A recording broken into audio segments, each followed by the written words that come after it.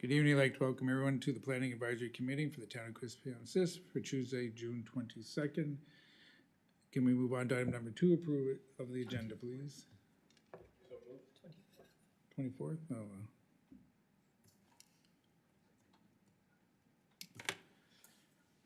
All right, seconder? Second, for delivery. Okay. Call for motion, call for a vote, please.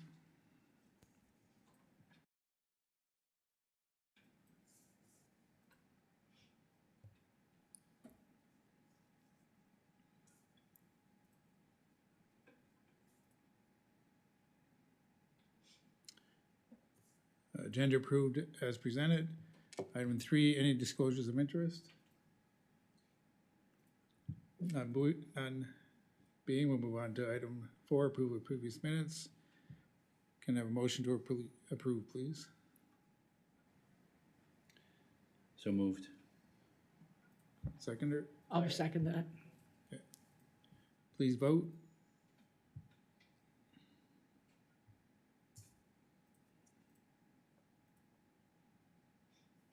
Motion carried unanimously. Move on to item 5, business arising from minutes, notice of decision. Can I have a motion to receive and file notice of decision, please? Okay, seconder? Second. Okay, Mark and Mark. Please vote.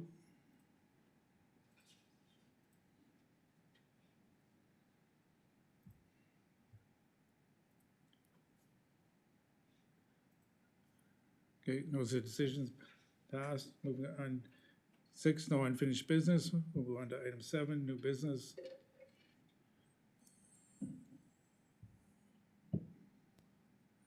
Oops. Which is item 7A, 8, 12, 18, and 22 Bell Bottom Way, PIDs 303-57867, 303-57859, 303-57842, 303-57834, setback variances to permit the development of condominium dwelling units. Dwight, can you introduce this for us, please?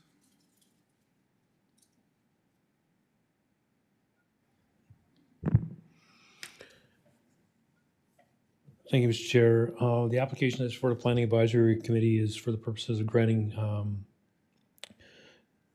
yard setbacks with respect to a condominium development. The land is zoned R2, however, when you look at the actual buildings themselves, they reflect single detached dwellings. This is a bare land condo, which means each of the units themselves are their own standing structure, so they're not sort of part of an apartment complex, but they're individual, single, detached units on their own particular PIDs. This particular development also has significant or larger tracts of land that's part of the condo association. So even though each of the units sit on their own PID, there is sort of a common grounds that separate them away from the overall property limits that are shown by the condo association. So a bit of a different approach in trying to apply it to the current structure of the zoning bylaw. Well, we have to interpret the provisions relative to the manner in which the land is being developed. Something that obviously we'll look at moving forward as different types of developments get presented to the municipality. When you look at the site plans that's presented, really some of the side yard setbacks or the rear yard setbacks are associated with the decks. Some of the decks are relatively close to the property lines. But then when you look at the separation to the overall limits of the condo corporation lands, there's still significant separation land that goes beyond the actual lots for each of the individual units. So that's presented in the staff report. At the bottom of the staff report, the variances are presented in a table just to make it a little more clear, as well as make it a little more easier in terms of reviewing and considering the variances. Some of them are sort of fairly significant because we are applying R2 setbacks from the zoning bylaw. But again, when we look at the actual structures themselves, they're reflective of a single detached. So more of that sort of R1 setbacks. One of the items that's not noted in here, but I will point out to PAC is there's a provision in the zone as well for lot occupancy. When you look at the site plans, a lot of these the lots will be occupying more than 30% on their own individual parcels, because the parcels on average are about 690 square meters. It would be reasonable for PAC to consider just lot occupancy variances as well. Don't have the magnitudes in front of me, but however, just granting the lot occupancy variances for each of these lots as well would be reasonable at this point in time. That's basically a summary of what's before the PAC. Open to any questions when you get to that stage. Thank you.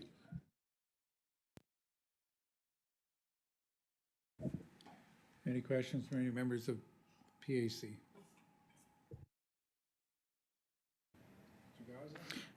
Yeah, my question is for Mr. Colburn here. Is Bell Bottom Way a street or a lane? And who's gonna be maintaining Bell Bottom Street?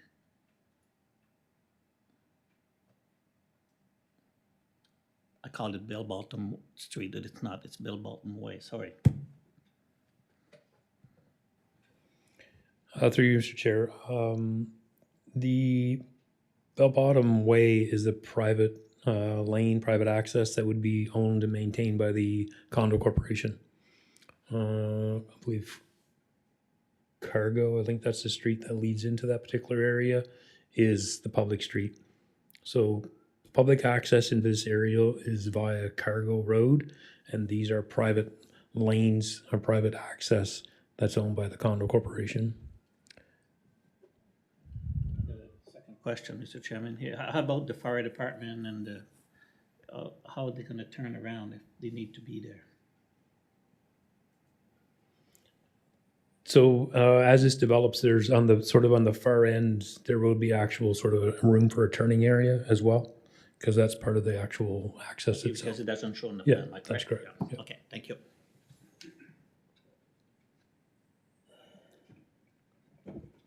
Any other questions for Dwight?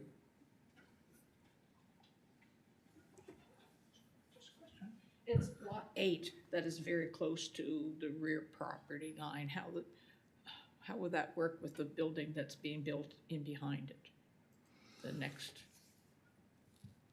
that other lot, everything looks to be, Through you, Mr. Chair, so that's something that would have to be considered when that application comes in. So in this particular case, 8 gets constructed, then we'll have to look at when that application comes in for the building abutting it. We'll have to examine what impacts 8 would have on it as well. But it's something that we can confirm with the developer prior to issuing the permits for that particular situation to make them aware of it and see if there's room for adjustments. okay, so Yep. with no problem. Yep. Okay, fine. Any other questions from members of the PAC? Okay, anyone in the audience or online willing to speak for or against this item? Second, I'm asking anyone in the audience or online willing to speak for or against this item. Third and final time, anyone in the audience or online willing to speak for or against this item? None being, would someone like to put a motion forward, please?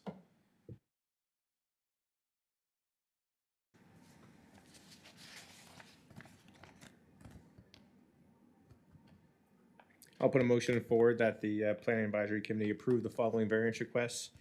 8.36 meter rear yard setback variance from section 9.D1C. A 2.0 meter front yard setback variance from section 9D1A. And a 1.7 meter setback variance from section 9D1B. All from zoning bylaw 38 to permit the development of a dwelling such that is located 0.64 meters from the rear lot, 4.3 meters from the side lot line, and 5.5 meters from front lot line at 8 Bell Bottom Way, PID 3035-7867. And approve an 8.4 rear yard setback variance for section 9D1C, and a 2.9 meter setback side yard variance from section 9D1B, each from zoning bylaw number 38, to permit the development of a dwelling such that is located 0.6 meters from the rear lot line and 3.1 meters from the side property line at 12 Bell Bottom Way, PID 30357-859, and approve an 8.4 meter rear yard setback variance from section 9D1C and 2.8 meter front yard setback variance from section 9D1A, and a 0.6 meter setback variance to each side property line for section 9D1B, all from zoning bylaw number 038 at 18 Bell Bottom Way, PID 30357-842, and approve an 8.8 meter rear yard setback variance from section 9D1C, 1.0 side yard setback variance from section 9D1B, a 2.3 meter front yard setback variance from 9D1A, all from the zoning bylaw number 038, to allow the development of a single-family dwelling such that is located 0.2 meters from the rear lot line, 5.0 meters from the side lot line, and 5.2 meters from the front lot line at 22 Bell Bottom Way, PID 30357-834. Each of the above mentioned approvals are subject to the following terms and conditions. 1, the developer shall meet all of the requirements of the National Building Code, the National Fire Code, and any other standards or regulations that may be required and revised periodically. The issuance of this notice of decision shall not exempt the applicant from the development in accordance with all applicable standards and regulations, and no approval given by the development officer or council will be considered an indication that such standards and regulations have been met. Confirmation from a qualified professional that applicable standards and regulations have been met may be required as the discretion of the development officer. And number 2, development permit and building permit are issued for the work described above. Thank you, Mark. Seconder, please.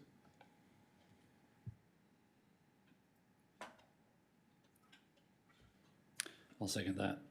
Thank you. Any discussion on the motion? Just before we vote, Dwight, should we add anything to the motion regarding the lot occupancy variance that was discussed?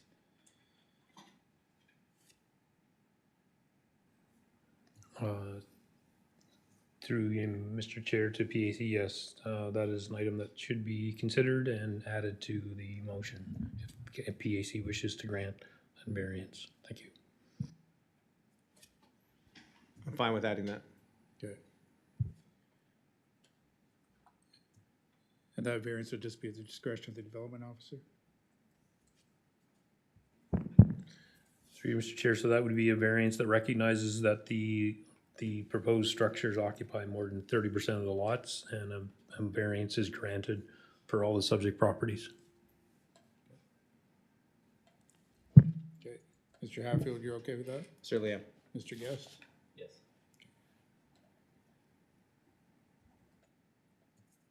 You all caught up?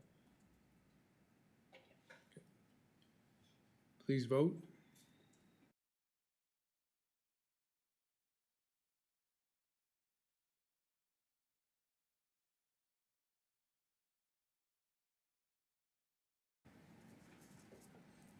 Motion passed unanimously. That'd be notification in 4 to 5 business days. Moving on to item 8, information items. And our discussion on B, we'll move on to item 9, adjournment. So moved by Brenda, seconded by Mark Goslin. Please vote.